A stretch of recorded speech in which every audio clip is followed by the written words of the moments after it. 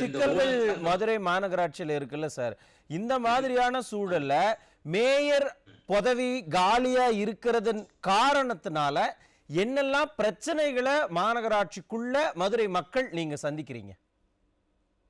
இப்ப மதுரையில பாத்தீங்கன்னா அடிப்படை வசதி எதுவும் நடக்கல. ரோடு எல்லாம் பள்ளம் குண்டும் குழியுமா இருக்குது. சாக்கடை வசதி சரியில்லை. ஆனா இந்த அடிப்படை பிரச்சனையும் சரி பண்ணல. இவங்க நெருக்கி 6000 கோடிக்கு இவங்க எல்லாம் பட்ஜெட் இந்த 4 வருஷத்துல போட்டாங்க. எதை செயல்படுத்தினாங்கன்னு தெரியல. இந்த கொள்ளை நடந்த பிறகு இந்த ஊழலை மறைக்கிறதுக்கு தமிழ்நாட்டு முதலமைச்சர் என்ன பண்றாரு, இந்த 5 மண்டல தலைவரையும் ராஜினாமா பண்ற மாதிரி ஒரு நாடகம் நடத்துறாங்க. அவங்களை காப்பாத்துறதுக்கான நடவடிக்கை. அதிமுக தான் ஐயா எடப்பாடி அவருடைய இது அறிவுறுத்தலின்படி எங்களுடைய மாவட்ட கழக செயலாளர் வழக்கறிஞர் இணைய வச்சு ஹைகோர்ட்டுக்கு போய் இது மதுரை சரக டிஐஜி அபினவ் குமார் ஒரு தலைமையில ஒரு விசாரணை இது அமைச்சிருக்கிறாங்க. அமைச்சு விசாரணை நடந்துகிட்டு இருக்கு. ஆனா அரசாங்கத்துக்கிட்ட இருக்கிற ஒரு அதிகாரி விசாரிச்சா அது எப்படி இருக்கும்ன்றது நமக்கு அந்த லட்சணம் தெரியும்.